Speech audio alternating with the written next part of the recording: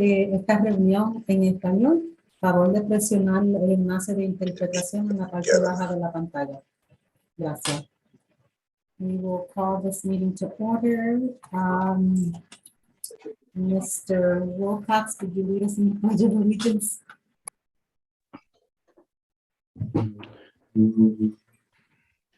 I pledge allegiance to the flag of the United States of America and to the republic for which it stands, one nation, under God, indivisible, with liberty and justice for all.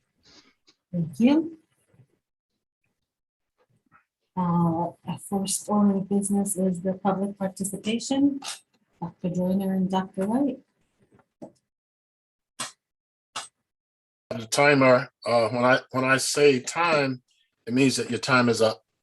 So I would appreciate if you would finish your sentence and honor the rule. Thank you.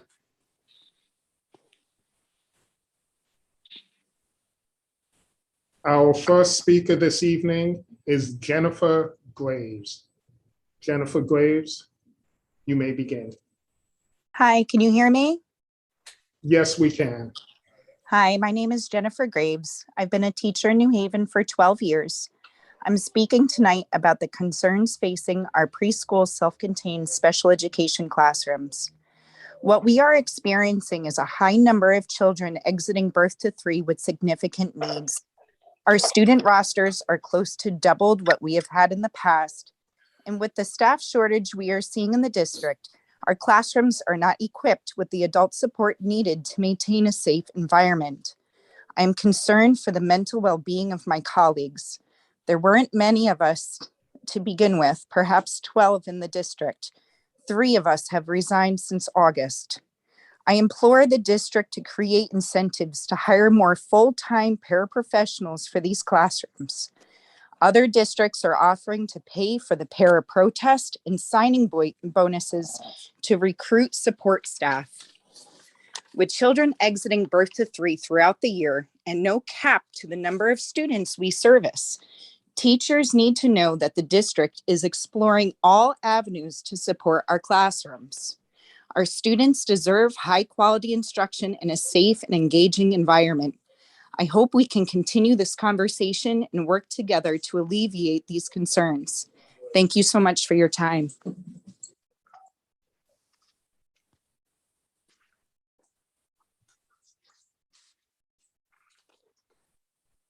Our next speaker is Dave Ciccarella. Can you hear me, Dr. White? Yes, we can. Thank you. My name is David Ciccarella. I'm the president of New Haven Federation of Teachers. The teacher shortage is a national problem and not unique to New Haven or Connecticut. On tonight's superintendent's report, we see more teachers resigning. Some leave for advancement, but others leave for better working conditions and a more competitive salary. Virtually all of them do not want to leave New Haven, but the pay gap is widening, teacher resources are more scarce, and the challenges teachers face in New Haven every day grows larger. During our school reform initiative, we were leaders locally, statewide, and nationally. The entire country replicated our work. Teacher salaries and opportunities for advancement increased. We're now beginning to slip backwards. Next year at this time, we will begin negotiations on a new contract. The 3 big ticket items are, salary, class size for teachers, caseload for support staff such as school psychologists, school counselors, social workers, speech pathologists, etc. And the third is funding for resources needed so teachers can be successful. We cannot continue to hide behind we don't have the money. I recognize finances are difficult, everyone does. Everyone wants to put kids first, but we need to make the financial, political, and moral commitment to our students. We need to begin to think about solutions prior to next year's negotiation session. This is no fault of our superintendent or you as board members. You ask every year for funding and you get none. We must again collectively and collaboratively work together for the good of our students. Thank you.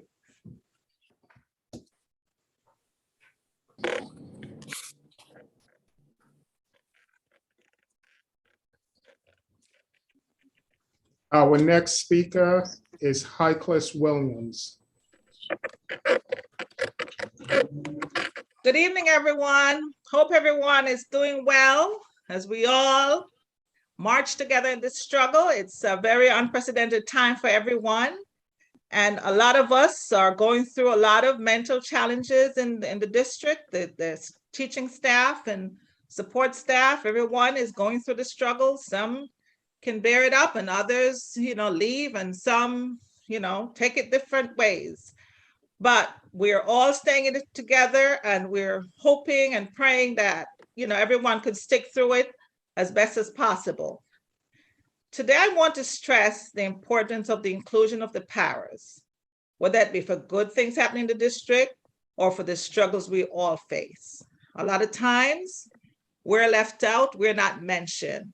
But as Dave and the person before spoke about teachers and the struggles and the overwork, a lot of times when the teachers leave or if teachers time themselves out because they're overworked, the paras are the ones who step in and they help all the time throughout. We don't have a large exodus of paras leaving because we love what we do, but we don't get paid enough for what we do, but we're still here. We work alongside the teachers and the administrators. Are right there in the gutters, side by side with everybody working.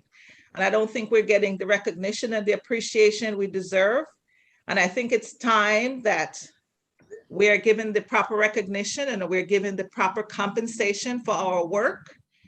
I would just like to point out some real gratitude for Ms. Tiffany Jackson. Last meeting, she did mention the paras in her report to give the same report of the teachers, the administrators, and the paraprofessionals. I appreciate that because a lot of times that doesn't happen. And I love you, Tiffany, because you're always there, you're always supporting.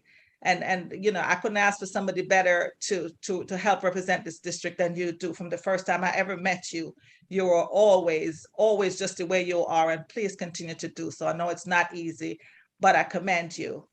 And I would also like to say a shout out to Kathy Beck at Beecher School. She went all out this week to show appreciation to the paras because, she had struggles with teachers and they step in and she did show their appreciation, and everyone feel grateful and appreciative for the work that she did and to show her appreciation. I just want everybody to be kind to one another, be kind to each other, treat everyone the same way you would like to be treated. This can certainly alleviate some of the stresses we have when we think about each other, just like you would think about yourself, your aunt, your uncle, not because you're in a higher position doesn't mean that you treat others in a different way. I also want to hope that the two young administrators that are on the sheet motion today, I do hope they get the support they need to be successful in their position. And congratulations to Mayor Elicker and Dr. Joyner on their re-election. Thank you. Have a good night.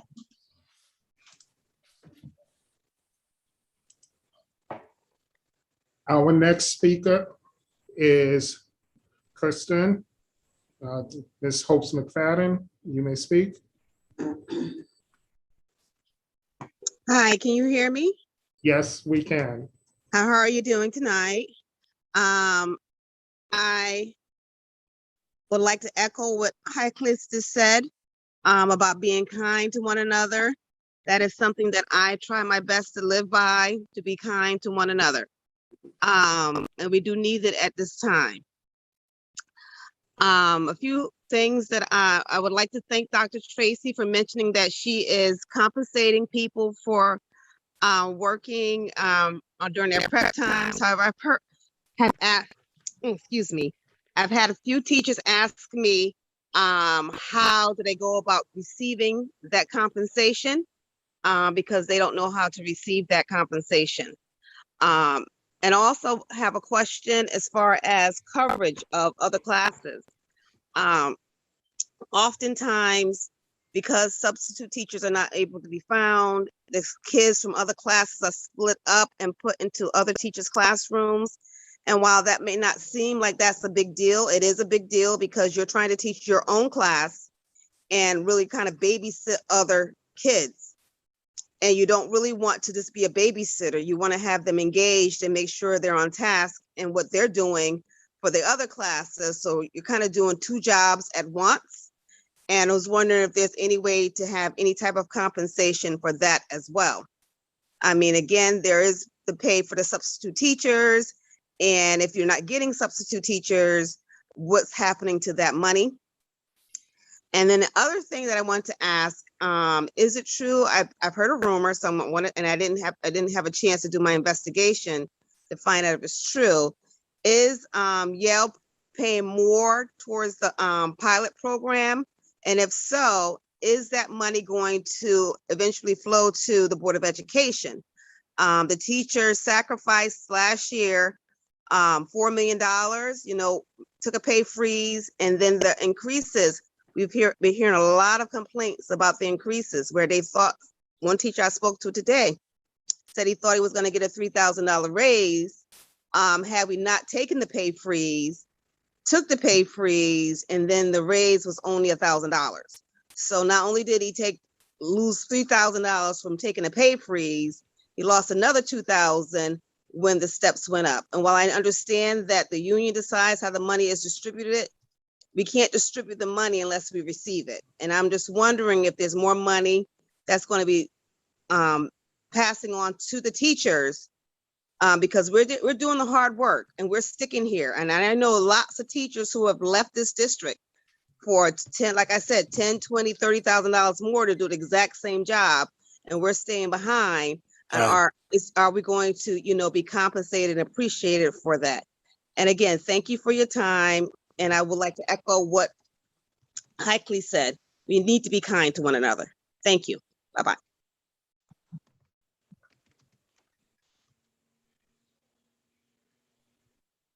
Madam President, that concludes the raised hands for public participation. Thank you, Dr. White and Dr. Joyner. We'll move on to the action items. The first being the approval of the board meeting minutes for October 25th. For a motion to accept. Mr. Wilcox, So moved. for a second. Second. Thank you, Dr. Joyner, Mr. Wilcox. Any discussion? I have just two small items. The first being on page 2, 184-21, where it says seconded by Mr. Wilcox. While I don't remember who seconded the motion, I know that if he made the motion, he wouldn't have seconded. Since we might have to. I think I seconded. I believe I did.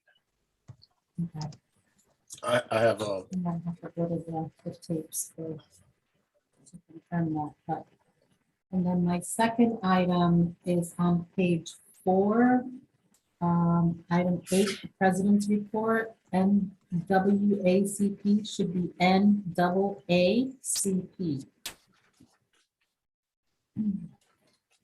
Other than that, that's all I have. Is anyone, Dr. Joyner? page 1.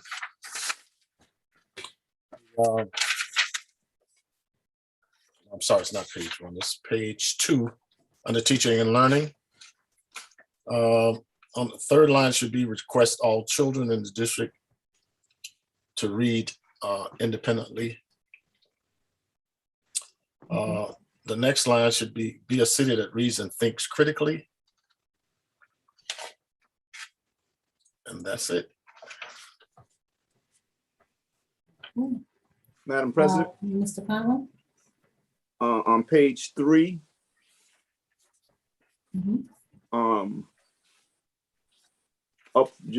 right up from transportation, it says WITT. I think that should say with the assistance of the mayor's office.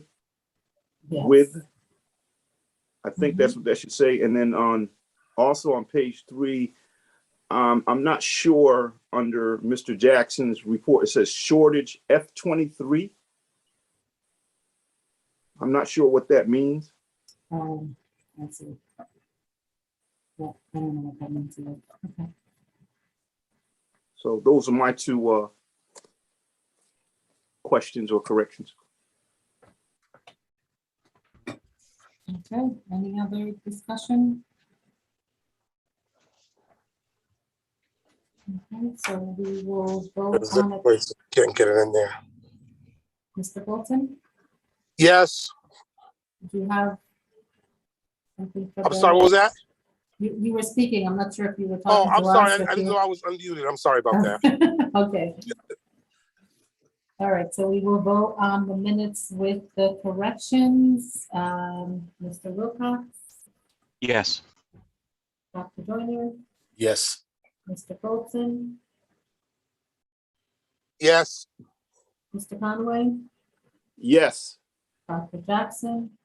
Yes. Don't see the students. I'm here. Mashai's here. Oh, I'm sorry. Ms. Raman, Yes. Mayor Elicker, Yes.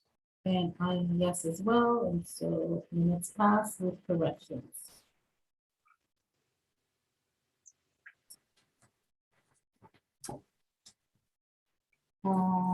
Personnel report, Dr. Tracy?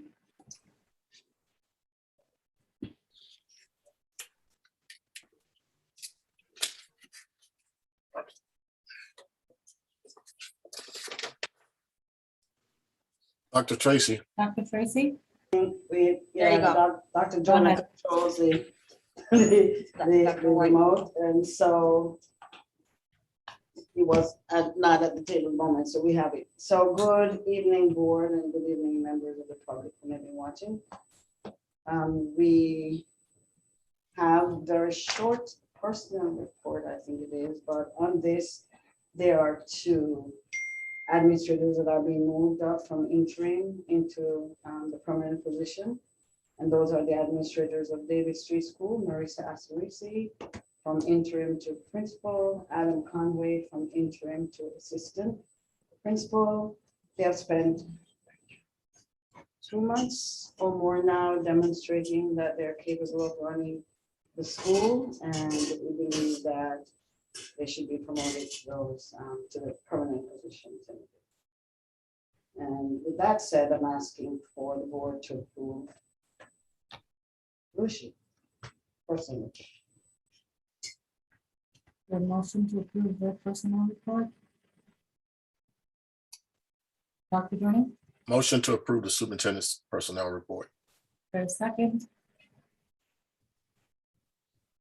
Mr. Wilcox? Second. Any discussion? Seeing none, we'll vote on the personnel report. Mr. Conway, Recuse. Mr. Bolton, Abstain. Dr. Jackson, Yes. Dr. Joyner, A rousing yes. Mr. Wilcox, Yes. Mayor Elicker, Yes. Ms. Raman, Yes. Mr. Lewis, and I am a yes as well, and so personnel reports pass. So what I have done, I've not, since they had spoken the last meeting, I didn't think it was necessary for them to speak again, so, but I know they're hanging in the weeds somehow, watching what's going on. I want to congratulate Adam and Maris again for taking on this huge responsibility in such a time as this. Congratulations to them both. Okay, the approval of policy 514553. Dr. Jackson,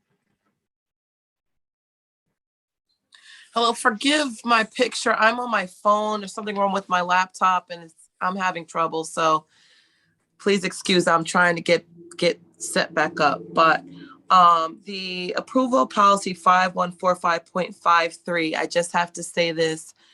4:30 today, I received a call that our legal team, it seems to me reviewed the policy later than what I expected, and found some language that needed to be adjusted. And it's language around the bullying piece, and they would like for it to be adjusted in favor of the student.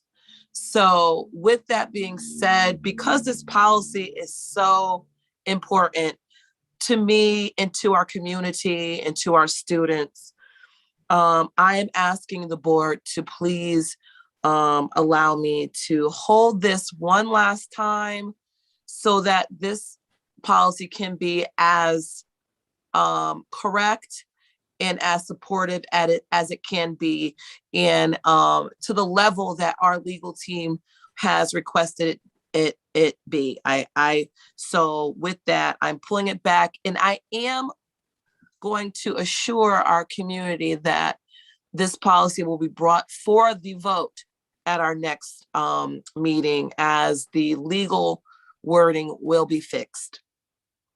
So, and I just found out today at 4:30. So I'm a little disappointed, but I just want this policy to be right, and I feel that this is the right thing to do. So we will not vote today on this policy. Thank you, Dr. Jackson. Dr. Joyner? First of all, I'd like to commend Dr. Jackson. In the spirit of kindness, we really do have to send the message that every human being in our community counts. And I'm sure that this board will do that. Thank you, Dr. Joyner. All right, moving on to finance and operations, Mr. Wilcox. I think Mr. Conway had his hand up, Madam Chair. Oh, I'm sorry, Mr. Conway. I just wanted to diddle what Dr. Joyner said, and I appreciate the work and time that's been put in this policy, and it is an important policy. And if we do need, more time to make sure that's correct, let's do it. And congratulations, and thank you, Dr. Jackson. Thank you, Mr. Conway. Okay, Mr. Wilcox, finance and operations. All right. And I too will look forward to voting affirmatively for that policy at our next meeting. I'd like to move the finance and operations items. We're going to be moving them in a couple different motions because I'm going to be recusing myself on one, and we also we've had requests to move one of the agreements separately. So I'm going to go ahead and do that. The first thing I'd like to do is ask President Rivera to handle agreement number 3. As everybody knows, my spouse works for Clifford Beers on a federally funded grant project, and so I recuse myself for anything related to Clifford Beers. Okay, so I move that we approve agreement with Clifford Beers Guidance Clinic to provide care coordinators for students and families. I won't read the whole thing, but it's agreement number 3. Second motion. Any discussion? Seeing none, we'll vote on agreement number 3. Dr. Jackson, Yes. Ms. Rahman,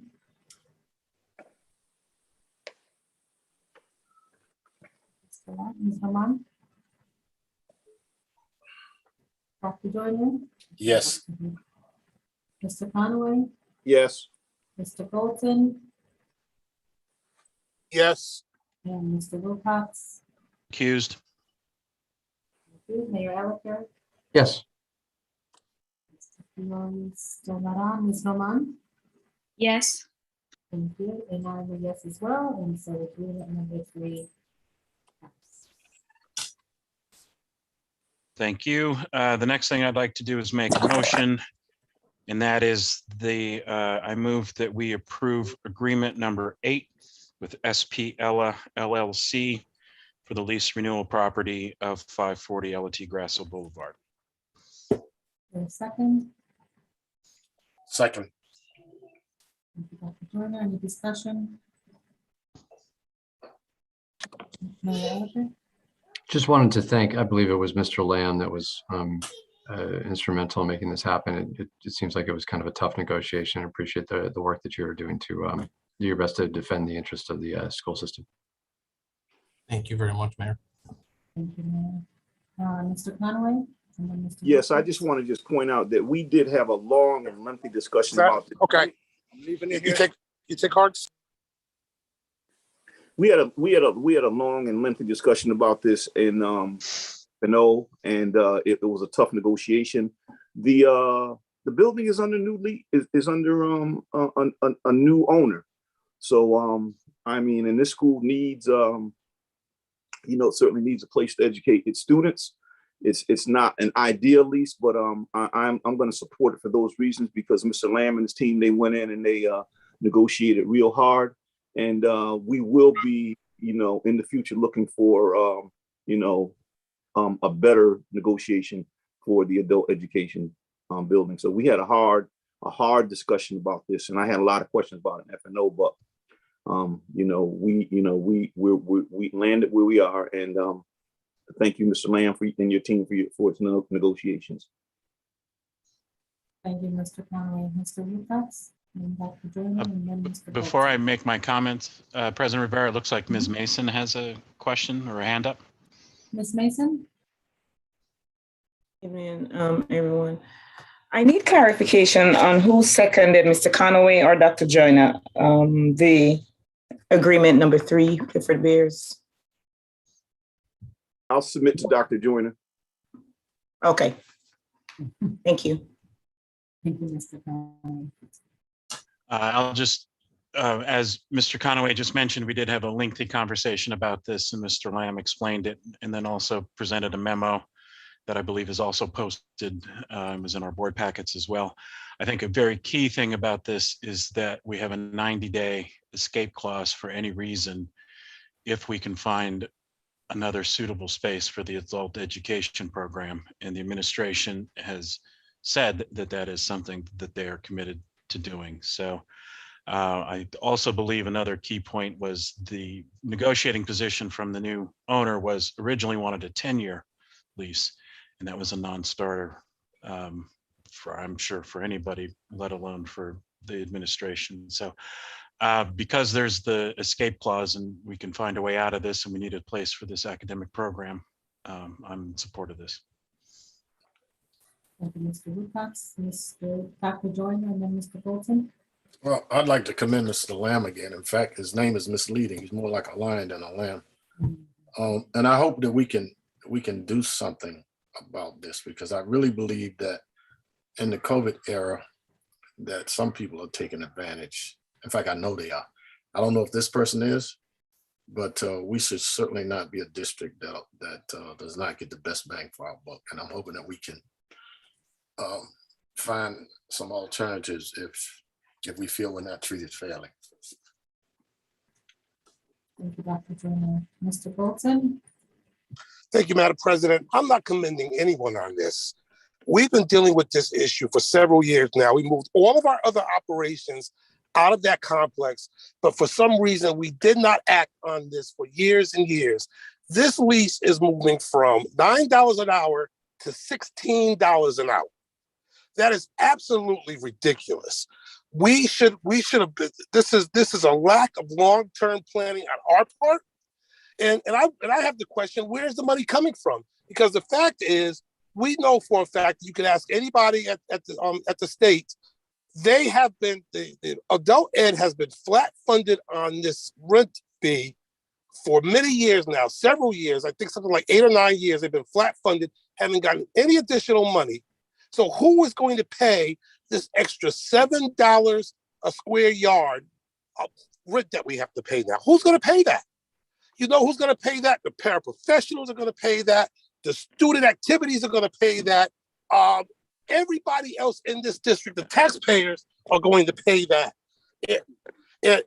Hold on, come on, I need a receipt. Everybody else is going to pay that. And I'm disappointed that we've sat here for years and years and haven't done anything to move this process forward. Nothing. And now we're sitting up here saying, oh, hopefully the administration will in the next year or 2 or 3 do something else. And they're not. They're not doing anything. They haven't done anything else. And it's frustrating to me that we continue to do this, to go through this process. And next year, we're going to be sitting here at the same place talking about paying another $1 or $2 per square yard, while we can't pay our paraprofessionals another 25 cents, and we can't do and we got to reduce student activities, and we got to do all those things because the federal money is going to run out real quick. It's going to run out real quick, and then we're going to be sitting here wondering what happened. So no, I'm not congratulating anybody on this, because the same people that were involved in the original negotiations on this a year and a half, 2 years ago, are still around. They're still in the administration. They may not be working for the Board of Ed, but they're working for the city, and they helped negotiate this deal. It is not it wasn't a negotiation. It was basically, this is what we want, and this is what you're gonna give us. And I don't know how you go $7 more an hour and think that is some sort of negotiation. That is highway robbery. We're being robbed. And I understand from people who are in that building that the roof is leaking, that they have mold in there, that they have rodents and insects in there, and we're paying more money for this property. So no, I'm not going to congratulate anybody on this. I'm sorry. I'm not going to do that. What I'm going to do is say that this administration has to do better. I understand we went through a pandemic. We had other issues that we were dealing with, and everybody had a lot of stuff on their plate. But this is costing us money, and it should have been dealt with. When 2 years ago, when we decided we were going to bring all of our services back into the school system and get out all of these leases, this was a lease that was on the list to be taken care of. And it hasn't been. We did all of the other ones that we said we were going to do, and they were all tough. When we closed that North Haven school, we got our butts kicked. When we moved this alternative school and combined some of the other schools, we got our butts kicked.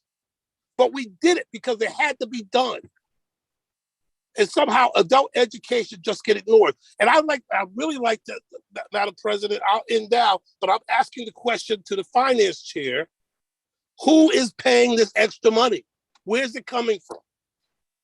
I'd like the answer to that, Madam President. Thank you.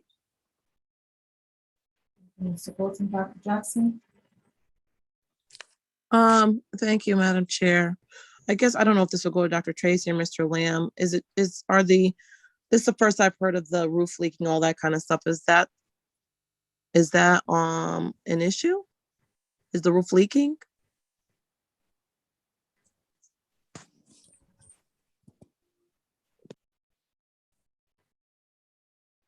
Mr. Lamb. Those issues are being addressed with the landlord. Most of them were addressed when we had the water leak several months ago with the flood.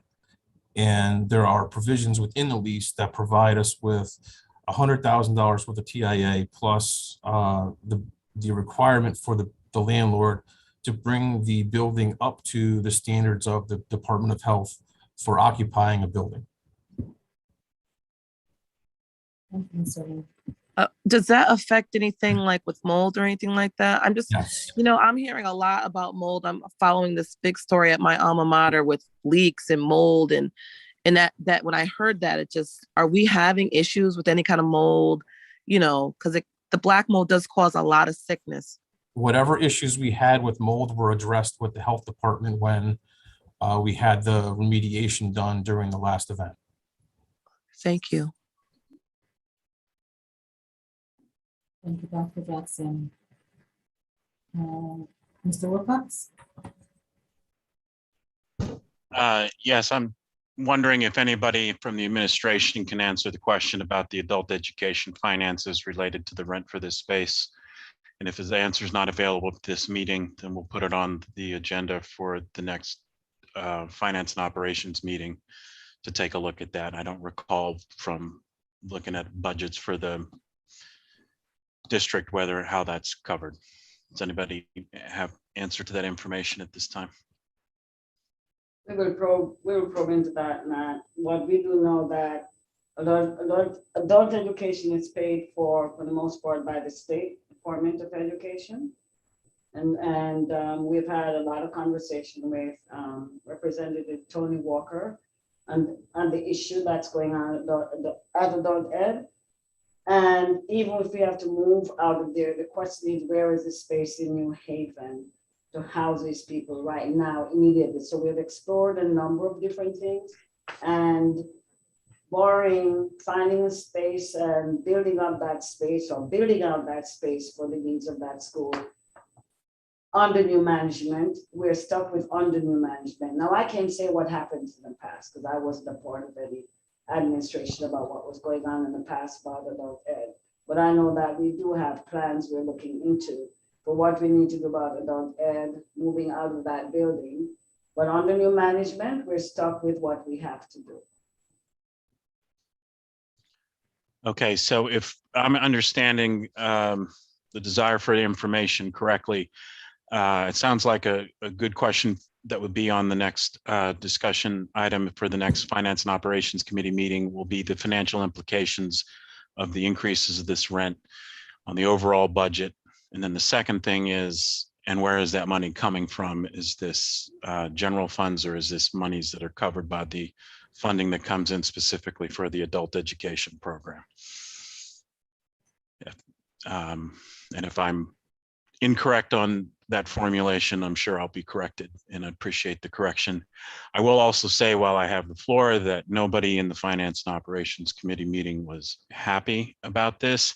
No one in the administration was either, but we were dealing with the situation, and I'm still going to be in support of this because I'm not going to slam an education program out of their space mid-year at a time when we need to have the education programs going. And I'm certainly hoping we can identify a large enough space through the engineering report in one of our existing buildings that we have, or in some other building that could become available to us for this program, so we can kiss these landlords goodbye. Thank you. Thank you, Mr. Wilcox. Mr. Bolton? Thank you, Madam President. Nobody wants to slam this program. I am, in fact, defending this program, and I'm defending the school board and the public school system. I am surprised that we are even considering voting for a contract that we don't even know how it's getting paid at this point. We know for a fact that this rent is $7 more per square footage, which is almost double what the square footage is now, which is $9. So it's almost double what the square footage is. And the fact that the Finance Committee and that the administration came back to the Finance Committee and gave them a contract without a source of funding is surprising to me. And even more surprising is that the Finance Committee actually moved forward this agenda item to us without a source of funding. I'm shocked that we're sitting here now and saying we don't know how it's going to be paid. That the superintendent made it clear that it's usually funded through state funding, which is correct. But state funding hasn't increased for this line for several years, and we don't have a budget from the state right now that says that it's going to increase. So if the state hasn't confirmed that they're going to increase their budget, and quite honestly, I talked to some people today because I was concerned about this at the state, and there's nothing in any budget at this point that increases the funding for this line item in their budget. So for me, it's clear. If they're not paying for it, either the city's paying for it, or the Board of Ed's paying for it, or both of us are paying for it. And if we're paying for it, that means the local taxpayers are paying for it. So I as a representative of the people here, along with all of the other board members on this board, should do our due diligence before we vote to approve this contract. And if we don't have an answer from the administration right now, which I'm shocked that no one in the administration sitting in this meeting today could tell us how this is being paid for. Our finance director, our COO, our CEO, no one is coming up to the plate to volunteer how this is being paid for. And that is for me, that I don't know how any representative could vote for a budget without an item without knowing how it's paid for, how it's budgeted. So I would hope that I would put a motion to table this, but I wouldn't even get a second on it, so I'm not even going to attempt it. But I would hope that this board would find it appropriate to pass this item over until the next board meeting, until we know what the finances are and how they're being paid for. And and questions about health, I think are important questions that another board member asked. And I don't think we got a complete answer to that either. So, Madam President, I'm not going to waste this board's time on putting forward a motion that I can't get seconded or voted on. But I hope someone else on this board would see to it that we pass this item over until we get the answers to those important questions. Thank you, Madam President. Mr. Bolton, Mr. Wilcox? Yeah, just as a point of clarification, it's listed in the action items in the on the separate list of action items that the funding source for this is the adult education, and the account number is number 250-5014-56652. And we, as I've said before, we will get further clarification as to what exactly this does for the adult education budget. To have this completely unreasonable rent increase from this new landlord, so we can see what other implications it's going to have on the adult education funding, implications for their programming, and implications for the overall budget. So we have a budget, a funding source, and then the question is what's going to be the implications of that. But the other thing that I keep coming back to is I don't really have an alternative. And I guess that's one of the nice things about owning buildings that you have programs in that are mid-year, is that you have a really good negotiating chip. And since I don't have an alternative, I will be still supporting this if we move forward with this item tonight. Thank you, Mr. Wilcox. Dr. Jackson? Go ahead, Dr. Tracy. I'm thinking So you what I want to learned, clarify. adult education is being paid for, the total program is being paid for by a combination of grants and general funds. What the impact on general funds is, what we have to explore, but I know it's both grants that are written and general funds that's paid for adult education. And in conversation with Representative Tony Walker, we are aware that we may have to put in some extra funds based on how much they have on hand and also grants. Because this is something not of our making. This is something that is thrust upon them. And because we do not have currently an alternative space, either we don't have a program for adult education, and then let it flow out, or what do? We don't have a space to put them in New Haven public schools. There's no space currently right now that is ready for them to move into. So what do? That is my question. What do? What's the alternative space? We don't have one. Thank you. Thank you, Dr. Tracy, Dr. Jackson, and then Mr. Goldson, and then Dr. Jones. My question is for my colleague, Mr. Wilcox. Is this the date that we have to do this? Are there times? Is there time to get questions answered and also to ask and find out what kind of negotiations took place as far as going from $9 to $17? Like, what was that? Was $17 a compromise? You know, or did we say okay? That's what I'm wondering. May I answer, Madam President? Go ahead, Mr. Wilcox. That might be something that Mr. Lamb could, I mean, he's already provided a memo with outlining the things that they've been working on, so he might be able to provide some more information. I don't know the specifics of whether or not, what the implications are of not passing this tonight. So that would be a question that I would have to ask the administration. What do we jeopardize by not passing this tonight? But I also think that since this was a negotiation with the landlord, and it's, I don't know that we're going to be in a different spot at all in 2 weeks. So I would wonder what if anything could come from the wake, but that's a question that I think the administration would have to answer.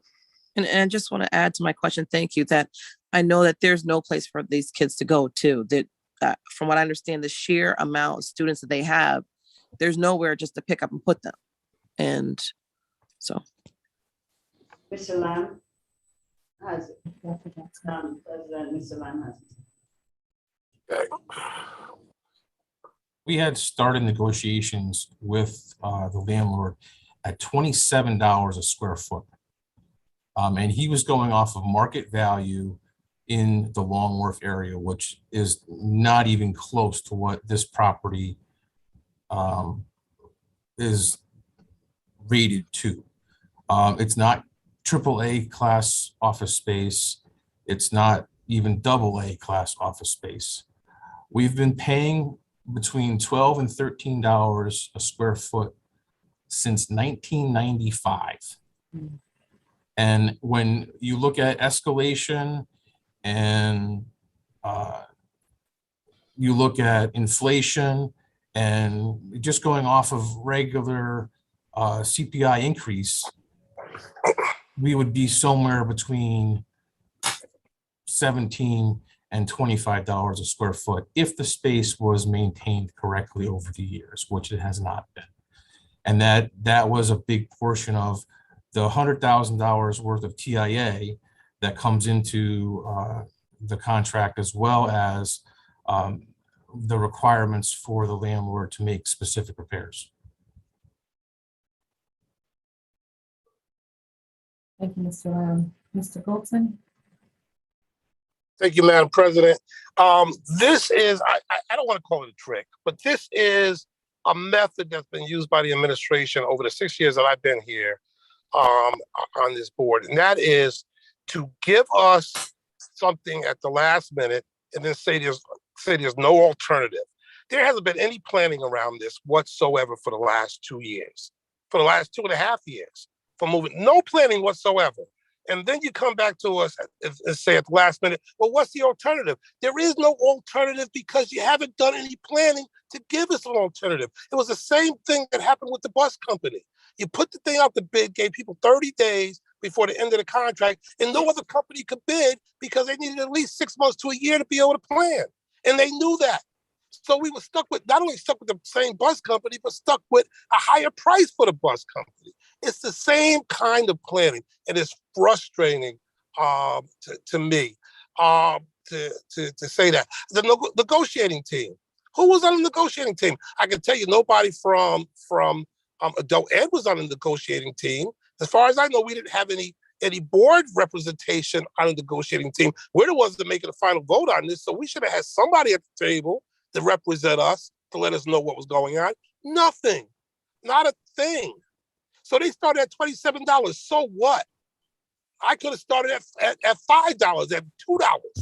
You know, you can start high, you can start low. That just because they started there doesn't mean that means anything. And they're not on Long Wharf, not even close to Long Wharf. So they would even come to us with a quote from Long Wharf property would make their. I don't even want to go there. The fact is that there is no alternative because we haven't put the hard work in to have an alternative, to develop an alternative. We haven't put the hard work in around this bus thing. We talked about this bus thing a month ago, and we still don't have a committee or a task force or a group working on how to diversify our bus. Point of order, Madam Chair. There. It's the Madam same Chair, point of order. It's okay. Can we keep the discussion? Can we keep the discussion on the? I will keep it on, but I could use examples, and that is an example of lack of planning. The same thing with this. It's a lack of planning, and now you ask us to make decisions because of your lack of planning, and say, well, what else do you have? What other choices do you have? It's unfair to the board, and it's unfair to the taxpayers, quite frankly. And you're putting us into a 4 or 5 year lease, not a 1 year lease. So I'm really frustrated. I don't think anybody's seen me this frustrated in several months. I've been, relaxed and calm and cool and letting all the stuff just flow over me. But this, for me, is just ridiculous and it's frustrating. It's the same old thing. Come to us at the last minute, ask us what alternative we have, and rob us blind. And that's exactly what this is. To almost double the lease is robbing us blind. And the fact is that we don't know what it's costing us and how it's being paid for. Well, if it's being paid for from adult ed, that means they don't have the money. So we know we're going to have to supplement. And I think the superintendent kind of went there with her comments. We're going to have to cover it. We're feeling big and bad now because we got all this federal money, but we're not going to have it in a year or two. So we can't just keep offering to pay all these bills when we don't have the money. And when those grants go, we're still here. That lease is still here. The taxpayers are still here, and a Board of Aldermen has shown that they're not going to keep increasing our budgets to a point where we can keep up with our bills. So I think the negotiating team it should have been more representative of all of the stakeholders, and it wasn't. And this is my last comment. I'm going to vote no on this item. You can go ahead, Madam President. I'm done. Clearly, there's no interest in getting all the facts before we vote on this. So I'm ready to move on. Thank you, Madam President.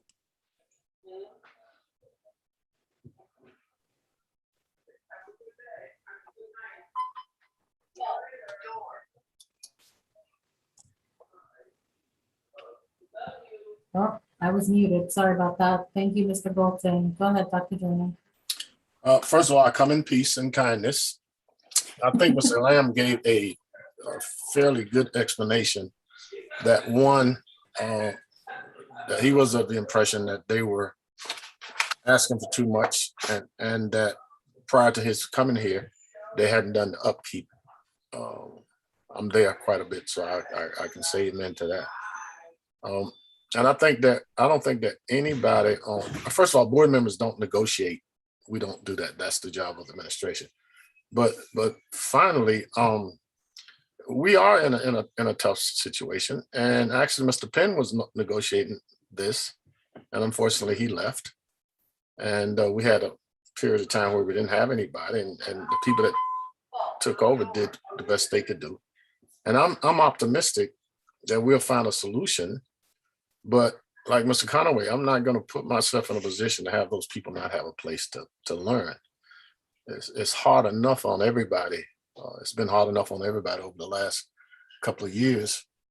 And but I'm also glad that we have board members that are concerned about how we expend public funds.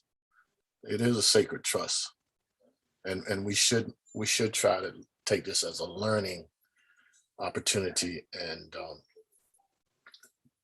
hopefully we can find better options in the future. But I'm not going to criticize the administration because we've had too much turmoil and we've had too many people taking over trying to finish something that somebody else started, and any reasonable person would understand that. And Mr. Lamb, I appreciate what you do, and Dr. Tracy, all of you, because it's not easy. Thank you, Dr. Joyner. Okay, seeing no further discussion, we'll vote on Finance and Operations Agreement number 8. Mr. Conaway? Yes. Mr. Wilcox? Yes. Dr. Joyner? Did you call me? Yes. Yes, I'm voting yes. Mr. Bolton? Mr. Bolton? I can't hear you, Ms. Rivera. Oh, that's okay. No. No, Mr. Bolton, thank you. Ms. Roman? Did they hear me? Ms. Roman? Yes. Thank you. Dr. Jackson?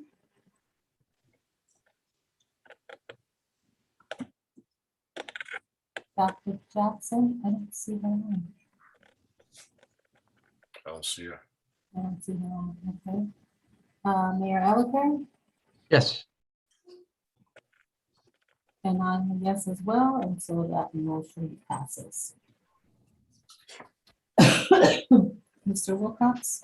All right, thank you. I'd like to go ahead and make another motion here, and that motion is to that we approve the remaining 7 agreements and 2 purchase orders that are listed on the agenda and that were recommended for approval by the F&O committee. Is there a second? Yes, second. Thank you, Dr. Joyner. Any discussion? If none, we'll vote on the remaining F&O items. Mr. Bolton? Yes. Dr. Jackson, is she on ahead?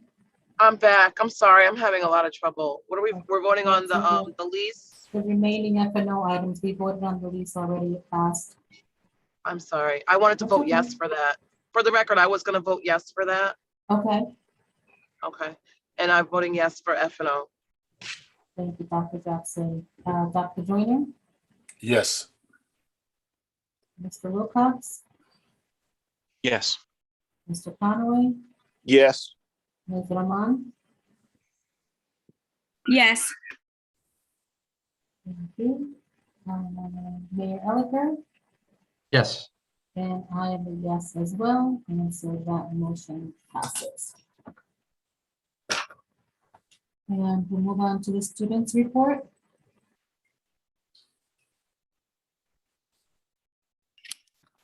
Okay, hi.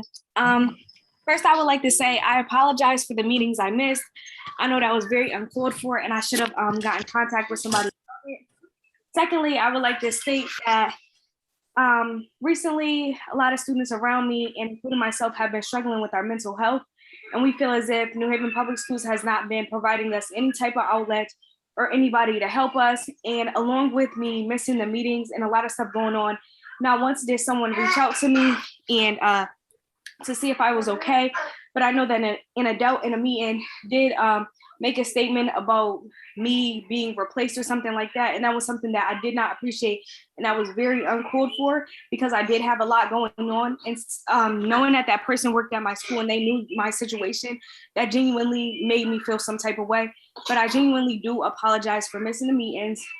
Along with the citywide student council meetings, a lot of us had a lot to say about no mental health outlets, a lot of stuff going on in the schools with not having good relationships with our teachers and no normalcy being created. And that's what I would like to say. Thank you. Thank you, Ms. Rahman. Dr. Jordan and then Dr. Jackson. I'd like to remind Michelle that I reached out to her and actually visited her home and talked to her grandmother and her mother. Yeah, you did. I appreciate that. Thank you. Thank you. And I appreciate you appreciating it. And I got other stuff for you, Michelle. You know what I'm talking about. Thank you, Dr. Jordan. Dr. Jackson. Mashai, I just wanted to tell you that you are welcomed here. We want you here. And You're muted, Dr. Jackson. Oh, can you hear me? Can you hear me? Mm-hmm. And the comment that was said, no one knows why a person would have said that. I don't think that person was being, was meant to be, I don't know the word, but I just want you to know that, one, you are welcomed here and we're glad that you're here. If you have any issues, you also could reach out to any of us, especially Dr. Joyner, who's working with you. And I'm glad that the students are letting you know about their mental health, and that should be a focus. And I'm sure that Dr. Tracy is hearing that to make sure that our adolescents, especially, the high schoolers, have outlets and that we are addressing your mental health. So thank you for being, for letting us know that. And I'm glad that you're here today. Thank you. I appreciate that. Thank you, Dr. Jackson. Mr. Wilcox?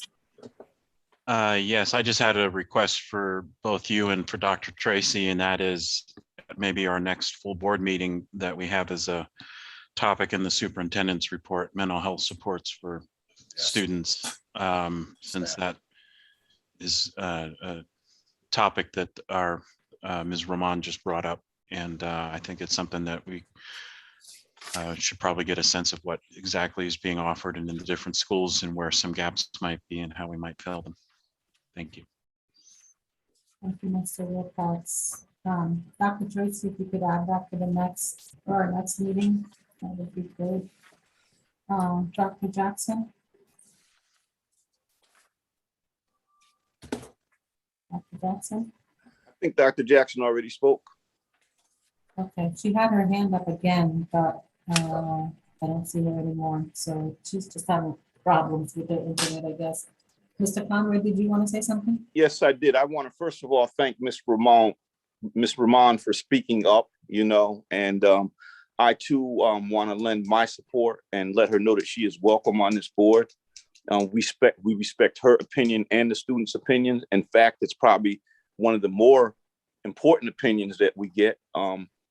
I do understand about mental health. I know that adults are going through it as well. I want to just respect and support and welcome and thank her for her voice. I do think the speaker that spoke last board meeting, I don't think her intent was critical. I think she was just questioning. That was the tone that I had. So I don't think she really meant harm. So I just want to just say that as well. So Miss Rahman, I know you're feeling some sort of way, but you're welcome here. We support you. Thank you for speaking up, and we respect you. Thank you, Madam President. Thank you. Thank you, Mr. Conway. Ms. Rahman, I will also say that you are very welcome in this space. Your voice as representative of the students is very important, and it's important that you're here sharing the concerns of your fellow students. And so, and just like everyone else has said so far, if there's any issues, questions, problems, please feel free to reach out. Thank you. Dr. Tracy? Okay, thanks, Ms. Oman, for bringing that on. We've taken mental health issues very seriously in the district. And you can see that in much of my talks. I think it was last board meeting, I talked about the struggles teachers are going through, parents are going through, families are going through, administrators are going through, as we work through the pandemic. And even pre-pandemic, we had those issues and mechanisms are set up in schools. However, if individuals do not reach out, we can't assume. Individuals just need to know where to go in the schools to get support for what is happening. We've added a number of social workers and school counselors. And right now, I know Ms. Jackson is planning through SEL some mental health half days that we are going to ask the board for, so that we can do certain activities with our staff and with our students throughout the rest of the school year to make it easier on them. It's not an easy time. It's not an easy time. And we do understand that. So I appreciate Mr. Mann bringing that up also, but we are aware of it. Thank you, Dr. Tracy. Okay, so no further discussion. We move on to teaching and learning. Dr. Joyner? Actually, I think that this past discussion has a lot. It's a great segue into some things that we've been talking about in teaching and learning all year. And that is how can we create a curriculum that is at the same time instructive and therapeutic? And I think a lot of that has to do with the choice of materials that we read. I had a meeting with a couple of teachers, an English and a history teacher, to talk about content as therapy. And there are certain writers that write in ways that make us feel more optimistic about things, no matter how hard they are. It's found in poetry, it's found in short stories, novels, and it's also found a great deal in music if you listen to the right music. And we talked about how we can bring that to the classroom, and you can do that without sacrificing any academic growth if you only choose the right content. And I read a book over the weekend called Lit Up, and it really angered me because it was a list of books that adolescents should read, and there were only 3 books in that list of people of color. And it had an entire chapter in the book dedicated to Hill House High School. I didn't like what I had to read there because that's not the Hill House that I know. And that was only one class. And I say that because of my own experience as a teacher and also as a reader. As a young child, I was inspired by the poetry of Paul Laurence Dunbar, the work of Zora Neale Hurston, Langston Hughes, Anna Bontemps. And I was inspired by the revisionist history of John Hope Franklin and others because it gave me hope, because it exposed the truth. And it made it very clear that there was nothing wrong with me. It's just that I was born into a system that did not always recognize certain kinds of people as human. And even the stories that my father told me that were nonfiction, that were real life stories about his experience as being a grandson of a slave. And so I think that there are teachers doing it, but I think we need to do more of it. And there's a whole lot of stuff out there that's so inspiring and uplifting. And I've been sharing books with Mashai and other students across the district that I think can do that. So I think we have to be that school system that is designed for the kids that are right in front of us. I think if you read the book Lit Up and you see the authors, I'm not saying there's nothing wrong with classical European literature, but Europeans aren't the only people that have ever written anything. And there's a richer literature in this country written by people of color and people like Lillian Smith, who was not a person of color, but has written eloquently and passionately about the struggle. So, and of course, there's a lot of nonfiction that's out there. And I think we need to look at what we're teaching, what content we're using, and try to make sure that we are teaching stuff that is at the same time rich and also inspiring. And that's what we're trying to do with the independent reading program. We're trying to develop a policy so that we can have independent reading across the curriculum that speaks to the needs of the kids that are in front of us. And we have a librarian, an outstanding librarian on the board. I have a cousin that was a nationally acclaimed librarian, and we need to get all those resources to come up with something that can help our kids and our staff members get through these very difficult times. And that's essentially what we're trying to do with the policy that we're creating now with literacy across the curriculum. I think Shakespeare is the greatest writer of the English language. Maya Angelou agreed with me, and I worked with her, and I know she would say the same thing. But you have to teach it in such a way that the kids can see a connection between Othello and their lives. And there's a real great connection between Othello and Black males and brown males. And I think that we have to see where we're doing that across the district. Where are those pockets of excellence, high levels of excellence, where teachers are matching content with kids without sacrificing the skills that we know they need in order to do well in the world. And for the kids, being able to express yourself in broad and varied ways is therapeutic in of itself. A lot of people get frustrated because they can't articulate what they're feeling or how they're feeling. And so Mashai and other students that are within the sound of my voice, when you learn how to use the language broadly, it empowers you. And that's why we have to do this. We have to have broad vocabulary instruction across the district. We have to use broad content that speaks to the problems that we're facing. And it's not all people of color, but there's a lot of stuff that we've neglected when it comes to some of those iconic figures. There's a great book that many people are probably familiar with, Once When I Was Puerto Rican, by Esmeralda Santiago.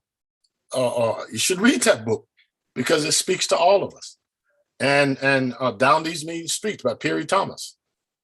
Should read that book also. That was a dark Puerto Rican that talked about what it meant to be not just Latino, but dark and Latino. And I know that from my own family. So I think we're going to go there, and I think we're going to get there. And we're just going to have to recognize that we can't be the system that we need to be unless we take into account who's in front of us. So that's I didn't have a report, but I took advantage of this time to lay that on you. Thank you. Thank you, Dr. Jordan. Superintendent's report, Dr. Tracy.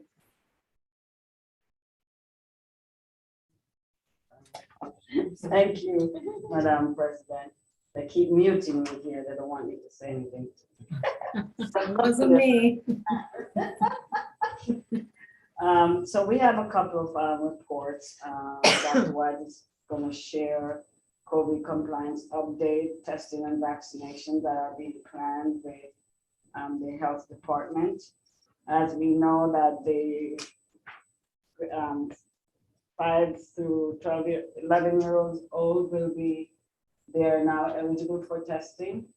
And so just like we did for teachers and the students in the other age groups, we're doing the same by trying to set up clinics in our school sites for our students to be tested. And Dr. White is working on the logistics of that. We're gonna have a parent meeting this Wednesday to talk to them about this and field any questions or concerns that they may have. And then Ms. Velasquez will talk about progress monitoring. She always talks about progress monitoring, and we want her to give you the update as to what transpired the first progress monitoring we have for the school year. And then I'll say a few things about transportation updates. So I'm not sure, Dr. White. I'm right here. Go ahead, Dr. White. Okay. Good evening, board.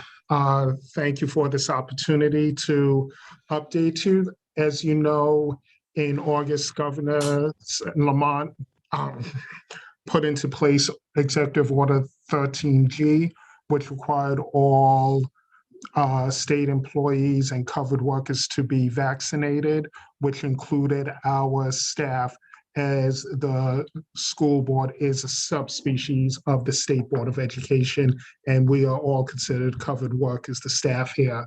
So we've begun the process, obviously, of having staffs comply with this. We have a total of 4,079 staff members, of which we have 3,730 who are fully vaccinated, or 91.4%.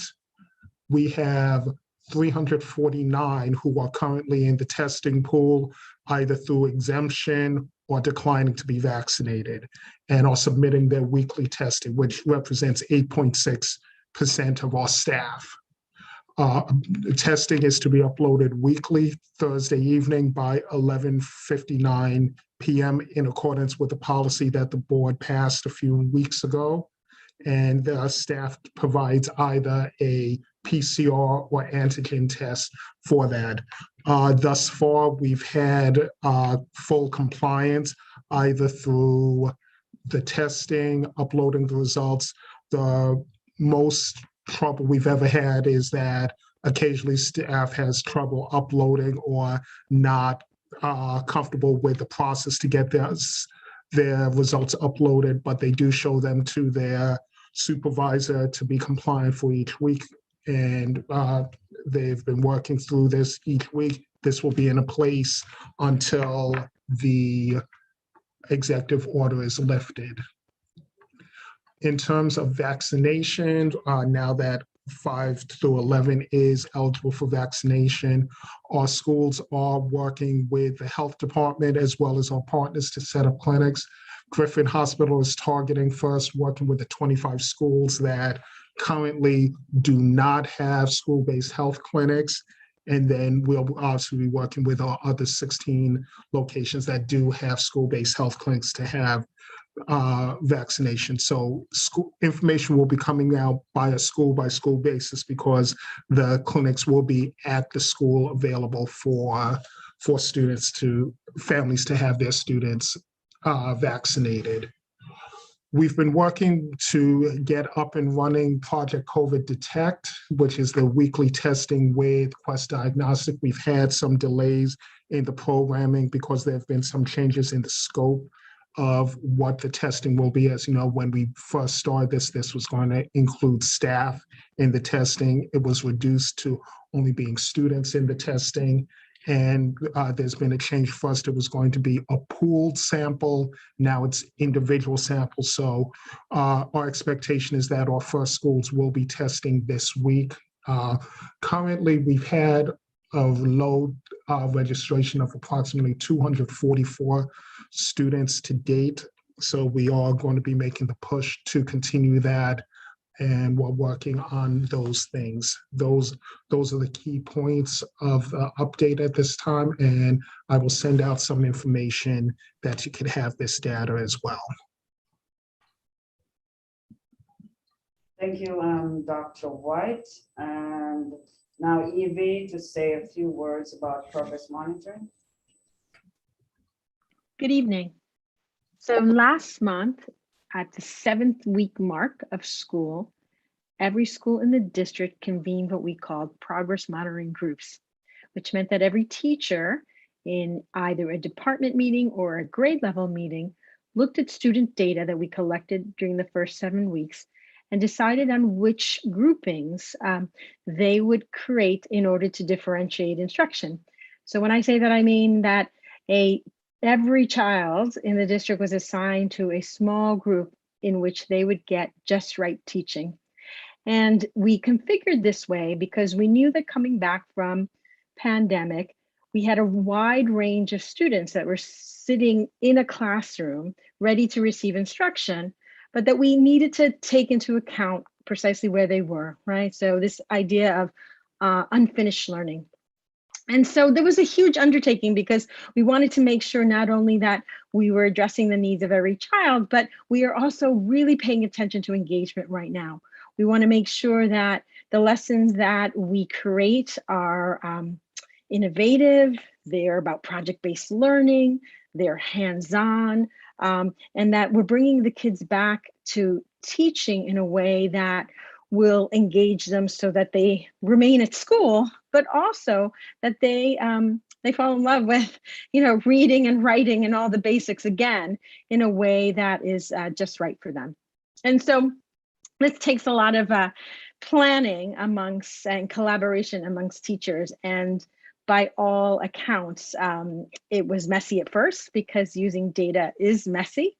But in our first round of progress monitoring at the 7-week mark, teachers reported back that they were really happy with the fact that they were able to, that actually the school district set aside the time for that level of collaboration.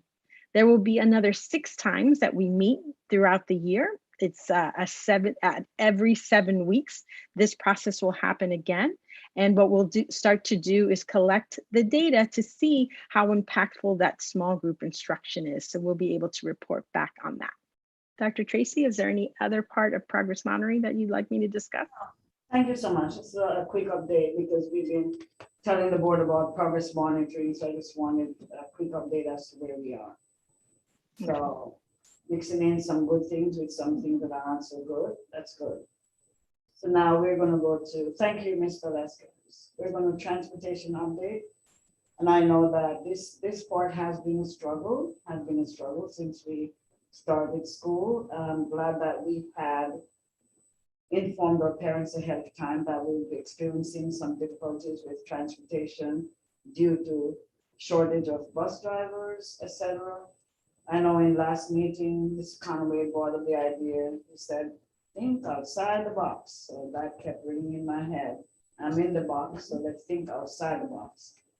We have since convened a meeting and started exploring some different ideas as to what are some things we probably can do temporarily and on a more long-term basis we still have a couple more meetings to go. I want to thank all of those who have been involved in this. Since then, we just recently, last week, with the mayor and myself, we launched, Wayne Public School launched a bus app. We've been piloting that for months, and we launched the bus app where parents can use it to track the buses. At least it could help to alleviate some of the frustrations of waiting, on the bus without hearing much of what's going on for minutes upon minutes. And so now this bus app is launched, which is going to be very helpful for our families. And a lot of families have signed up for utilizing this app. So that's one good thing that has happened this week. I reached out to the Commissioner of Education, Charlene Russell Tucker, and I shared the concerns we have because we're hearing that there are certain drivers who were recommended for their CDL licenses and that they were held up in queue. Carl Jackson gave a name. I sent them to the State Department and they went on it right away and they're exploring where these are. And we since have received some information as to why some have not gone through and some of the ones that they're pushing through to make this process move a little quicker. So that's some good news on that end. And with regards to, I need to update the board also about what transpired at Troop today. Although I sent in some text message, I just want to be very public with that there was a fire in one of the boys' bathroom in Troop School. And I would say thank God for those brick-like structures. Troop is one of those older buildings and the bathroom was all concrete brick. And so the fire was contained in that bathroom. A lot of soot later on, but I would extend appreciation to the fire department, New Haven Fire Department and Police Department. They got there on time. They helped, we evacuated the building. They helped to make sure that everything was safe, everyone was safe. The children had a ball outside anyhow, getting the sunshine on the field. And so we were able to contain what was going on there. However, tomorrow they cannot go into the building because they have to do some extensive cleaning of the area and to make sure that the smoke scent is out of the building. So, and I want to thank our mayor for being there on the scene. We're very much there in the thick of things with us as we all convened and went to Troop School. So tomorrow they will be at the field house. And that's for half a day, and they'll have a half a day dismissal. They'll be at the field house tomorrow, and several activities are planned for the students and staff. So that's going to be a true mental health day for Troop School tomorrow as they go through that. So thanks for all my team members who were all there to make sure that everything was run smoothly. And the calmness of the principal is to be commended. He was so calm in dealing with all this throughout all that was going on. So that's my update. Thank you so much for listening. By the way, Dr. Tracy. By the way, one other update. Doc, could you share? There are two schools going, I didn't put it on the agenda, but Just one. One school going through high school accreditation process? Yes, I sent to the board on Friday information about Hill Regional Career High School is currently in its accreditation process. So it is having its visit this weekend, beginning Sunday through Wednesday. We need some board members to just meet with the visitation crew. It is done virtually at 4 o'clock. As it's just part of the process, we can accept up to 3 board members. If you can let me know from the email who will be attending, I appreciate it. Thank you so much. That's my report. Thank you. Thank you. Dr. Jackson. Yeah. Hi, I want to, first of all, the principal of Troop is a bison, Dr. Tracy, so I wouldn't expect any less. Me and Keisha wouldn't expect any less from him. But but I'm just happy to hear about taking the mental health day, because I'm sure they were very scared, you know. So I commend you on that. I know it's really hard to get smoke out and stuff like that. Any prediction on how long that's going to take? They said just tomorrow, between tonight and Oh, today. okay. So they should be All back. right. That's good to know. Okay. Thank you, Dr. Jackson. Okay, so I'll see you. Yeah, that's it. Okay. So we'll move on to President's report. I'll be really brief, but I'd like to start by congratulating Mayor Elicker and Dr. Joyner on the elections. Congratulations. I have emailed all of you the superintendent's evaluation process and timeline flow chart with the edits that we discussed in executive session. And so the document will also be posted to our website, so it will be a public document. Just review it when you have a minute, and if there's something that somehow didn't make it in the edits, please let me know. Thank you. Madam Chair. Yes. I just also like to add that the principal from Troop is a cross grad as well. He's not just a bison, he's a cross grad. He was a governor before he was a bison. Oh, see. Thank you, Dr. Joyner.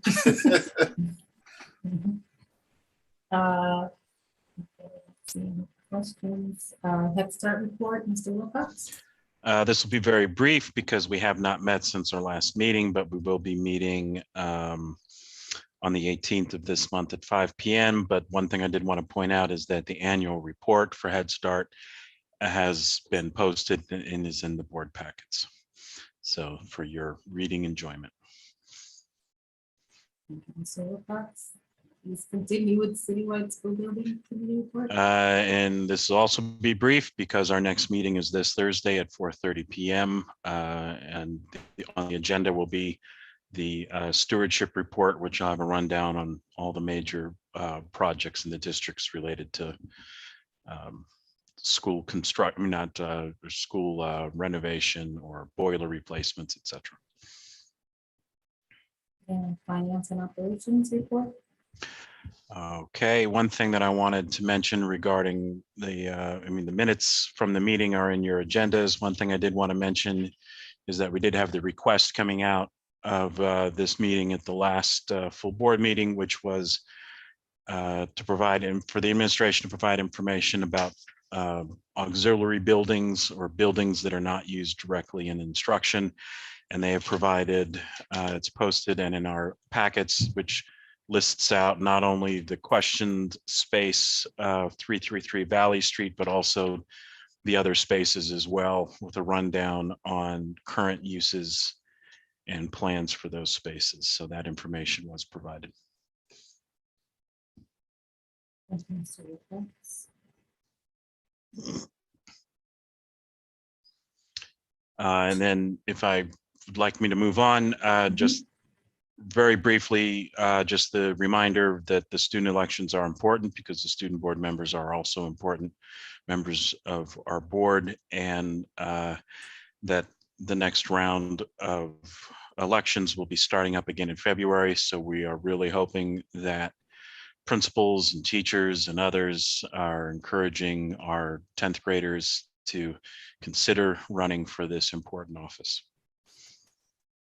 Thank you, Mr. Wilcox. I did request that that item be taken off of the agenda since at the last meeting you said it didn't need to be a standing agenda item. But I guess it was missed. Yeah, I think it could be skipped on the next meeting and added again maybe the first meeting in January, provided that people are helping students make the decision to consider running. Thank you. And governance report, Dr. Jackson. Yes, good evening. For governance, the really just what's there, peruse what are the Yale student Jasmine has put together for our policies. There is a first read for an opt-out support policy. Please read that. It is not an encouragement. It is a policy to support families who have already opted to opt their children out of standardized testing. Please read it thoroughly. I still have not gotten a count of the students whose guardians have opted them out of standardized testing. I've asked for it a few times. I really would like to get those numbers. I think Dr. Sherbin could poll the different schools. If she doesn't have those directly reported to her, if she polled the schools, she would know. I'd like that list. It just could be numbers. I don't have to know who it is. So does anyone have any questions on that policy that they've, after going through it already? Anything that they would like for me to look at our meeting on Monday? Dr. Jordan? I think it's important for people to know that we do have to do mandated testing or risk funding. So I'm glad you said that. It's not an attempt to try to discourage people from testing, but it's an attempt to try to make sure that the kids are being educated that have opted out. Yes, thank you for that. Yes. Yes. Dr. Tracy, will I be able to get those numbers?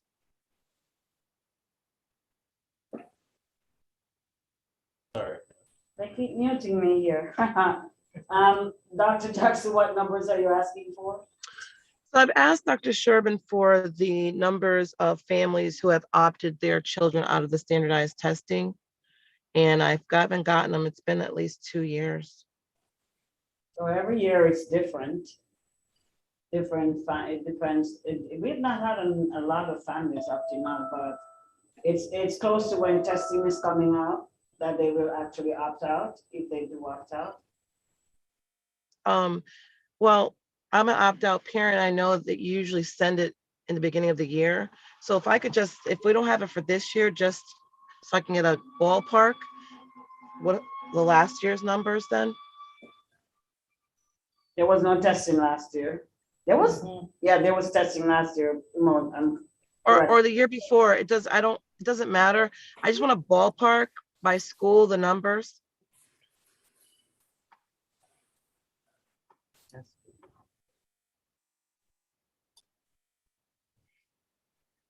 And may I interject here to Dr. Jackson, as we're looking at this policy? As Dr. Joyner said, we cannot, as a school system, encourage opt-out because then it impacts the participation rate for the school district. And by the state, you have to have 95% participation rate in testing, and there's some other implications around that.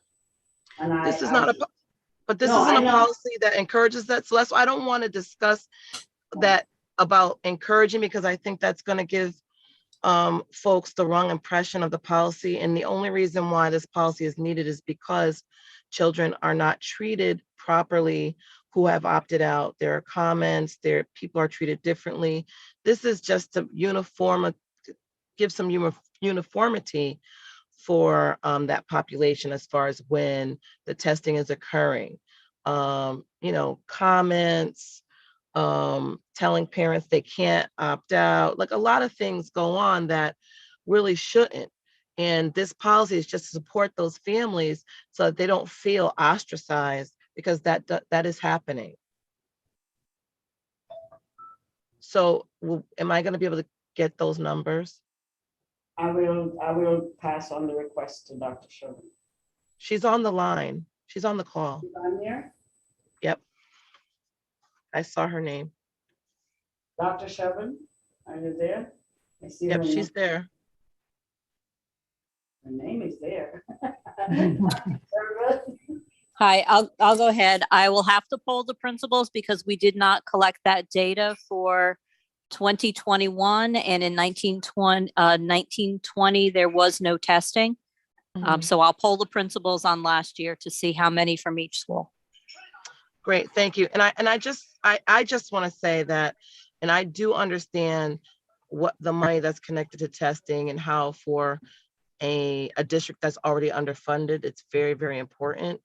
So by no means are we encouraging, this is just to support those who have chosen to. Okay. Thank you, Dr. Jackson. Thank you so much.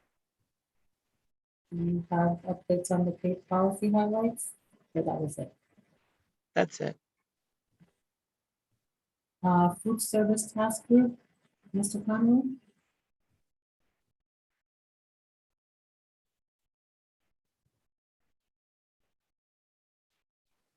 I have a brief report. We are obviously, keeping an eye on the food chain shortage. And Mr. Gormany and Ms. Sherry, they did a report to finance and operations about where we were at with that. So we're certainly going to keep an eye on that. The good thing is that he said that, we are on target for a balanced budget, but we do have 8 months left in the school year. So we just have to keep an eye on that.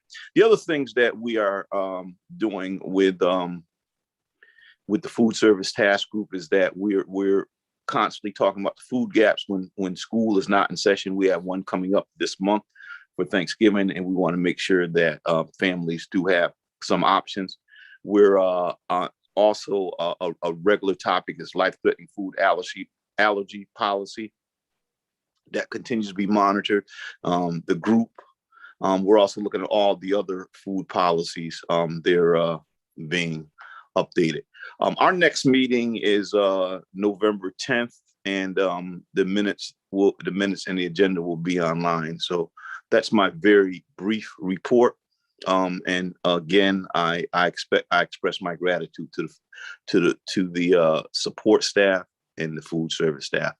It's a very important committee because it is the component of the school system that feeds the students every day. Thank you. Thank you, Mr. Conway. So last agenda item, guys, look at your clocks. I was predicting 7:30, but it's a little bit earlier. So with that, I will entertain a motion to adjourn if there's no other comments or questions. So moved. Second. Mr. Conway. Mr. Conway. Oh, you're muted, Mr. Conway. Yes. Thank you. I think Mr. Goldson is no longer on meeting. Is her mom? I don't think she's on. Dr. Jackson? Yes. Dr. Joyner? Dr. Joyner? Looks like everybody left already. Right? Mr. Wilcox? Yes. Mayor Elicker? Yes. And I'm a yes as well. We had enough to get the vote through for adjourning. Have a good night, everyone. Thank you.